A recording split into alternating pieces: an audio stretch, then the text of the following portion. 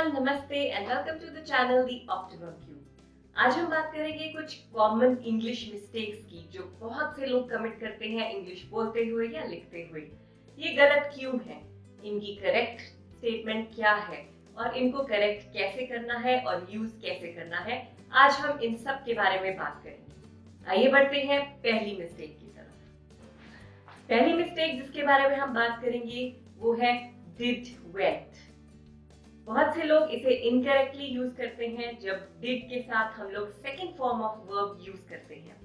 ये इनकरेक्ट है, इसका यूसेज हमें अवॉइड करना चाहिए, जैसे कि I did went, he did came, ये सारी इनकरेक्ट यूसेज है। इसका करेक्ट वर्जन होगा did go.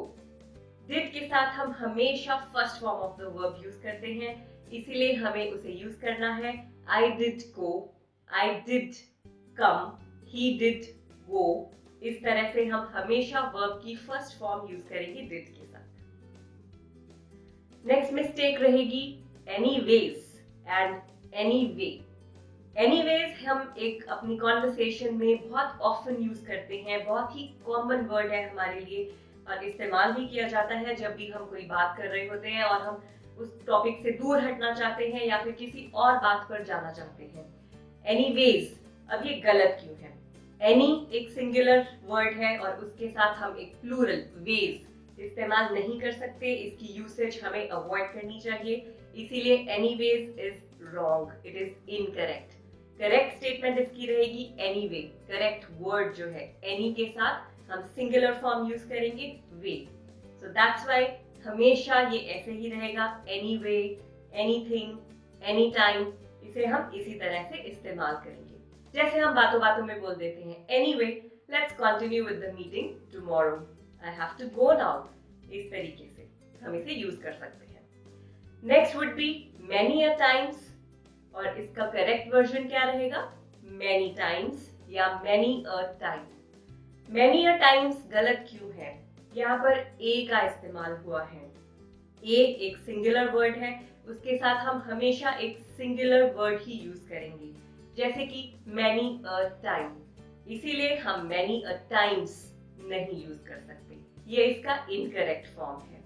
Many a time या मैनी टाइम्स जिसका मतलब है बहुत बार हमने उस चीज को किया हुआ है, हम इसे करेक्टली इस्तेमाल कर सकते हैं I have gone to Delhi many a time या फिर I have read that book many times.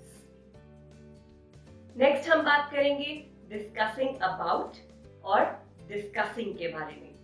Discussing अपने आप में ही एक प्रोसेस है, एक वर्ब है, एक एक्शन हो रहा है और हम किसी चीज को डायरेक्टली डिस्कस करते हैं, हम उसके आसपास नहीं घूमते, इसीलिए डिस्कस के साथ अबाउट लगाना इनकरेक्ट यूसेज है, इसे हमें इस्तेमाल नहीं करना चाहिए।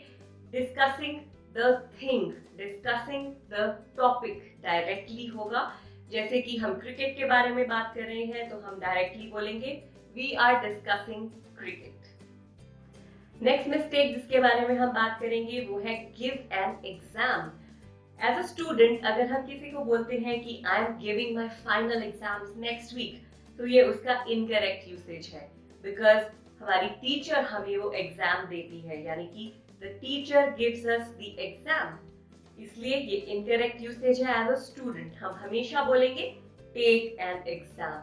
हम हमेशा एग्जाम लिखते हैं, या तो राइट एन एग्जाम या take an exam is the correct form of it. For example I am taking my IELTS exam next week. Next mistake की हम बात करेंगे, अगर हमें किसी की ड्रेसिंग सेंस बहुत पसंद है या फिर उसके ड्रेसअप होने का तरीका बहुत पसंद है, तो हम यूजुअली बोलते हैं dressing sense of that person. ये इसका इनकरेक्ट फॉर्म है, क्योंकि ड्रेसिंग इन इटसेल्फ एक प्रोसेस है, एक एक्शन है और उसकी हम सेंस के बारे में बात कर रहे हैं, ये थोड़ा सा अटपटा सा लगता है, इसीलिए इसका यूसेज इनकरेक्ट है।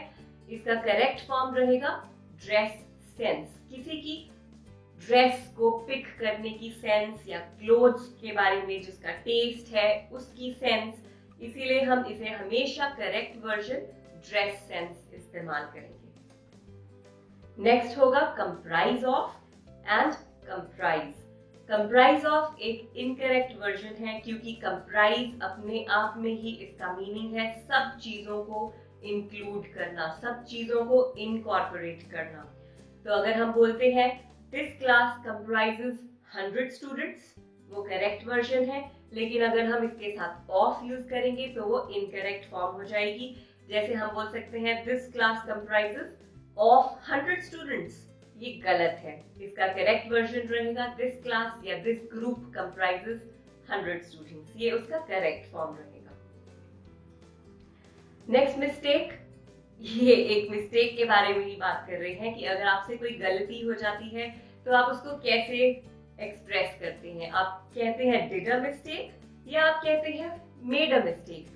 डिड अ मिस्टेक इसकी गलत फॉर्म है, क्योंकि हम इंटेंशनली, हम जानबूझ के कोई गलती नहीं करते, और हम कोई भी काम डू डिड तब इस्तेमाल करते हैं जब हमने उसको इंटेंशनली किया होता है। तो इसीलिए डिड अ मिस्टेक इसका रॉन्ग वर्जन है, हम इसे इस्तेमाल करना अवॉइड कर सकते हैं। जहां पे भी मिस्टेक की बात आएगी तो हम बोलेंगे मेड अ मिस्टेक, यानी कि मुझसे गलती हो गई। इसीलिए मेड अ मिस्टेक या commit a mistake is the correct word.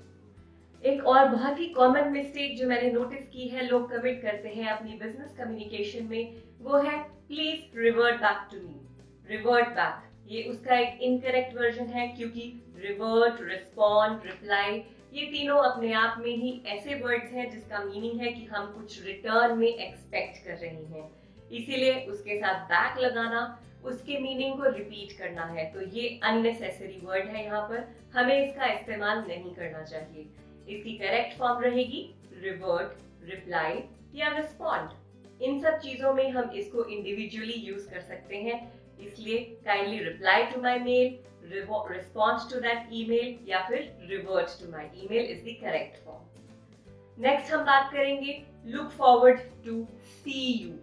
अब यहाँ पर सी जो कि हमारा वर्ब है, वहां पर एक गलत यूसेज हो रही है, क्योंकि सी अगर हम लुक फॉरवर्ड, जो हम किसी चीज को लुक फॉरवर्ड कर रहे हैं, एक प्रोसेस एक्सपेक्टेड है, एक कंटिन्यूएशन में कुछ एक्शन एक्सपेक्टेड है।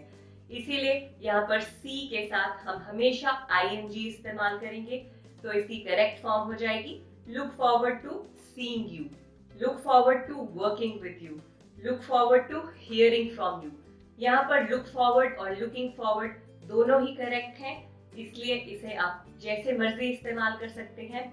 आई look forward to seeing you, looking forward to hearing from you, दोनों करेक्ट हैं। लेकिन हमेशा याद रखिए कि जो वर्ब है हियर, सी या वर्क, उसके साथ हमेशा आईएनजी लगेगा। तो ये कुछ एग्जांपल्स थे कॉमन इंग्लिश मिस्टेक्स के जो काफी लोग कमिट करते हैं इंग्लिश बोलते हुए या लिखते हुए।